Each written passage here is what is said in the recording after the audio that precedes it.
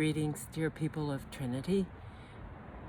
It's my 25th reflection today, and I'm sitting at home in Palo Alto in the strangest, eeriest light. Not as eerie as it was yesterday, but really strange. But today I have something that I've written to share with you. Last week was paddleboarding with fewer words, and this week some thoughts. My father used to say that he preached with the Bible in one hand and the New York Times in the other.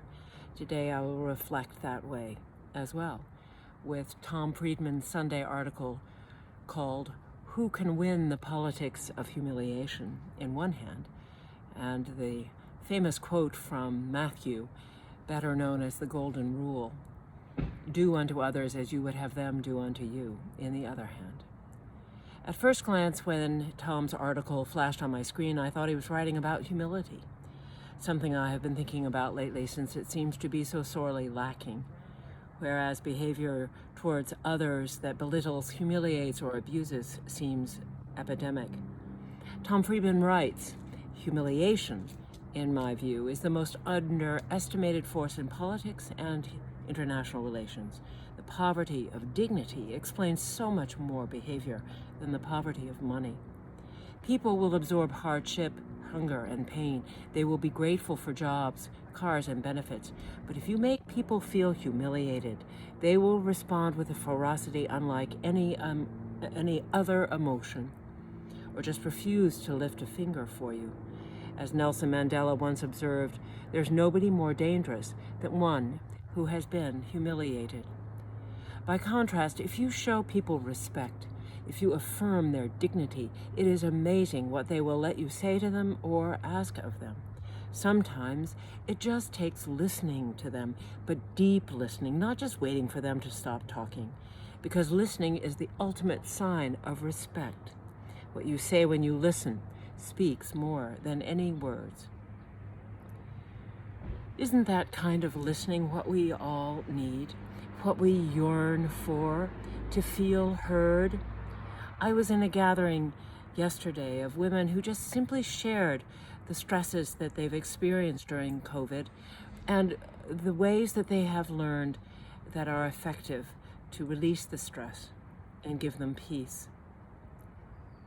So we yearn to be listened to feel heard, which is where the Golden Rule can come to life for us in these terrible times. Native elder and retired Episcopal Bishop Stephen Charleston says that there is a spiritual name for what we've been going through over these last few months. Every religion has it in one form or another, but in general, it is called a time of testing. It's not a punishment from heaven, though it might feel like it as we gaze out at orange skies or empty streets or whole towns destroyed by fire.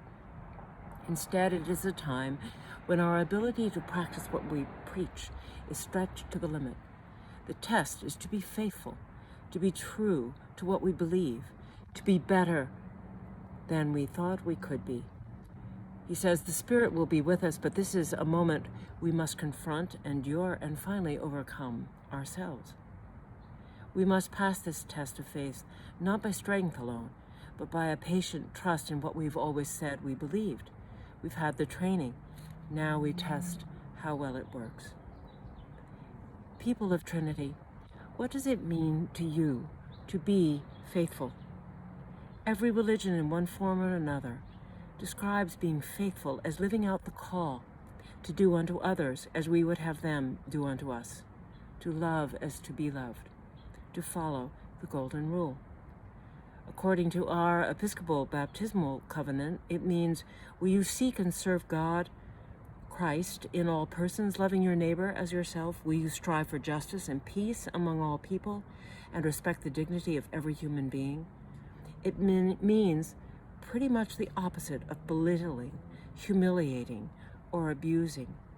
It means listening deeply, which speaks more than words, which embodies respect and expresses love. So my call, my invitation this week to you, beginning on Sunday as we listen to one another in our small groups, is to listen deeply to one another, to invite them to feel the other, to feel respected, to feel dignity, to feel loved. Namaste. Shalom. May the Great Spirit be with you. Shanti. Assalamu alaikum. Peace be with you.